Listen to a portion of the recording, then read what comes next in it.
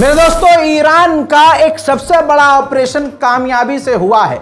Iran के इतिहास में ईरान ने कभी इतनी बड़ी कामयाबी हासिल नहीं की है।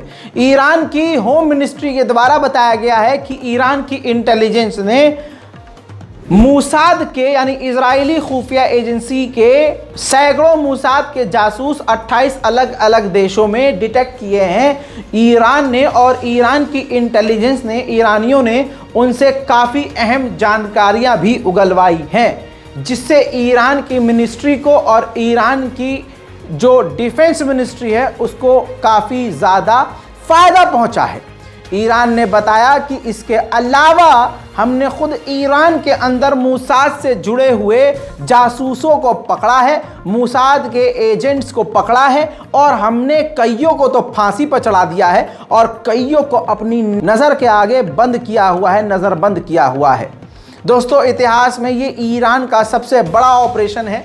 जिस तरह से इजराइल करता है ठीक वैसा ही इस बार ईरान ने खेल कर दिया है। मेरे दोस्तों, ईरान का पल्ला भारी है और ईरान किसी भी तरह से इजराइल से नहीं डर रहा है। ये ईरान की तारीफ में नहीं बोल रहा हूं, जो फैक्ट है वो बता रहा हूं, क्योंकि ईरान के राष्ट्रपति का खुला बयान है और ईरान के राष्ट्रपति ने खुली धमकी दी है कि पहले ये लोग हमसे कहा करते थे कि हमारे खिलाफ, ईरान के खिलाफ मिलिट्री ऑपरेशन हमारी टेबल पर है, लेकिन आज वो हमसे कह रहे हैं कि हम ईरान से लड़ना नहीं चाहते। ये बात बिल्कुल हकीकत है। पिछले 3 दिनों से मैं बाइडेन का बयान आपको बता रहा हूं कि बाइडेन बार बार कह रहा है और व्हाइट हाउस की तरफ से बार बार कहा जा रहा है कि हम ईरान से लड़ना नहीं चाहते, ईरान से जंग नहीं चाहते। ये बात 3 दिन से कंटिन्यू में बता रहा था, और ईरान के राष्ट्रपति ने जो बात कही है फिर इसका मतलब वो बात बिल्कुल सही है, क्योंकि ईरान के राष्ट्रपति ने कहा कि अब वो लोग कहते हैं कि हमें लड़ना ही नहीं है, हमें ईरान से कोई जंग नहीं चाहिए, क्योंकि वो जानते हैं कि जंग वो शुरू करेंगे तो ख़त्म हम करेंगे। सुनिए। شما یادتونه قبلا هر وقت میخواستن با ایران اسلامی سخن بگن مثل دیگر جاهای دنیا با زبان تهدید حرف میزدن، میگفتن گزینه نظامی هم روی میزه. الان شما نمیشنوید از این حرفا، حتی از اون طرف میشنوید که ما هیچ قصد درگیری با جمهوری اسلامی ایران نداریم. این قدرت उधर मेरे दोस्तों, इसका मतलब ये नहीं है कि ईरान इतना बड़ा तुर्रम खां हो गया कि ईरान का कोई नुकसान ही नहीं हो रहा है। ना ना ना, रुको भैया। सीरिया के अंदर ईरान ने कहा कि हमने अपने लोगों को निकाला नहीं है और हमारे लोग पूरी तैयार हैं, ये हैं वो हैं, लेकिन एक और कमांडर, ये देखिए हमले का ये वीडियो है, एक और ईरान के कमांडर का देहांत हो गया है, मौत हो गई है सीरिया के अंदर इजराइल के और अमेरिका के खतरनाक हमलों में। ये उनकी तस्वीर है, ये ईरानी कमांडर है। सारे सबूत देता हूं, आप ये मत सोचा कहिए कि मैं ईरान के समर्थन में हूं, तुर्की के समर्थन में हूं। एक वक्त वो था कि मैं 2 साल पहले तुर्की का बहुत बड़ा फ़ैन हुआ करता था, तुर्की की बात रख दिया करता था, लेकिन जहां तुर्की ने अपनी औकात दिखाई, वहां की सरकार ने औकात दिखाई, तो मैंने आपको उसकी हकीकत भी बता दी। तो ऐसा मत सोचा करिए कि मैं किसी एक देश के पक्ष में हूँ। आज सऊदी अरब की गवर्नमेंट, मोहम्मद बिन सलमान अच्छा कदम उठा लें, देखिएगा मैं जितनी उनकी तारीफ़ करूँगा कोई यूट्यूबर, कोई जर्नलिस्ट नहीं करेगा, लेकिन सच को सच बोलता हूँ, झूठ को झूठ बोलता हूँ, इसीलिए दुनिया की नज़र में बुरा हूँ। अमेरिका ज़्यादा से ज़्यादा क्या कर सकता है? वो यही कर सकता है, ईरान पर पाबंदी लगा सकता है। ईरान के ड्रोन इंडस्ट्री, मिसाइल फैक्ट्रीज़ और कई तरह के जो ऑयल ट्रांसपोर्ट के साधन और कंपनियां हैं उन पर पाबंदी लगाई है, लेकिन ईरान पर इससे कोई फ़र्क पड़ने वाला नहीं है। दोस्तों, कहा जा रहा है कि जो सीरिया और जॉर्डन के इलाके में अमेरिकी सैनिक मारे गए हैं, उनकी बॉडी को रिसीव करने के लिए एयरपोर्ट पर खुद बाइडेन मौजूद होंगे। वहीं मौत का आंकड़ा गाजा में बढ़ चुका है, 27,150 लोगों की मौत यानी शहादत हो चुकी है। और आपको बता दूं कि कहा जा रहा है कि 150 गाजा के लोगों को पिछले 24 घंटे में इजराइल कत्ल कर चुका है। वहीं मेरे दोस्तों, इजराइल और अमेरिका, ब्रिटेन मिलकर हूथीस पर हमला कर ही रहे हैं, आपको मैं जानकारी दे ही चुका हूं, लेकिन खबर यह भी है कि हूथीस भी रुक नहीं रहे हैं, हूथीस भी जवाबी कार्रवाई कर रहे हैं, जिसके चलते अमेरिका बार बार उनके ड्रोन्स को और मिसाइलों को रोकने के लिए मजबूर हो रहा है।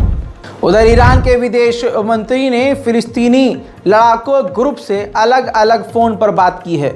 इससे अमेरिका और इजराइल और बरतानिया फिर से तिलमिला गए हैं।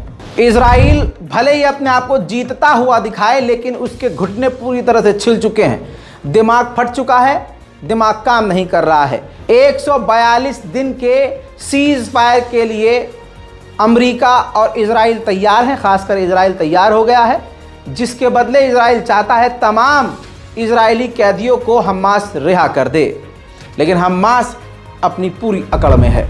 खबर यह भी आ रही है कि हमास इस वक्त दूसरे फिलिस्तीनी ग्रुप से बात कर रहा है इस डील को लेकर, ताकि अगर फिलिस्तीनी ग्रुप्स की भी कोई मांग हो तो वो भी इजराइल के आगे रखी जाए। अब देखिए, हमास की जो सबसे बड़ी मांग है, जो इजराइल के लिए मौत से बदतर है, वो ये कि हमास मांग कर रहा है अपने 3 से 4 बड़े लीडरों को छुड़ाने के लिए, जो इजराइल की कैद में हैं, जिन्हें छोड़ना इजराइल के लिए बहुत बुरा है।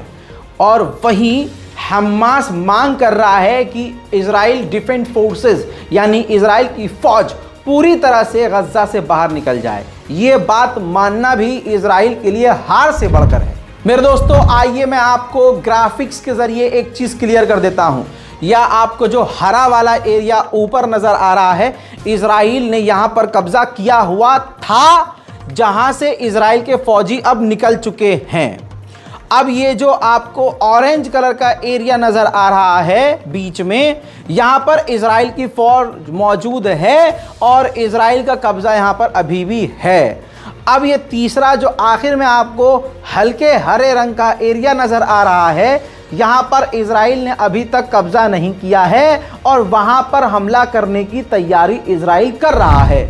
यमन के खिलाफ बड़े बड़े हमले किए जा रहे हैं, लेकिन इस तस्वीर को देखिए, यमन ने बैलिस्टिक मिसाइल सीधा इजराइल पर दागी थी और इजराइल को इस बैलिस्टिक मिसाइल को रोकने के लिए अपनी सबसे मजबूत और सबसे खतरनाक एयर डिफेंस प्रणाली एरो 3 का इस्तेमाल करना पड़ा। और एरो 3 एयर डिफेंस सिस्टम की महंगी मिसाइल से इस यमन की मिसाइल को रोकना पड़ा। फिलहाल की इस रिपोर्ट में इतना ही। जल्द आ रहा हूं और भी बड़ी जानकारियों के साथ। तब तक के लिए चैनल को सब्सक्राइब ज़रूर कीजिए, अपनी राय कमेंट में लिखिए और अपना काम का थोड़ा सा निपटा लीजिए। अगर आप दफ्तर में हैं, कॉलेज में हैं, इधर हैं उधर है, रास्ते में हैं, और 2 घंटे के अंदर दोबारा से आपके सामने आ रहा हूं ताज़ा जानकारी के साथ। तब तक के लिए जय हिंद।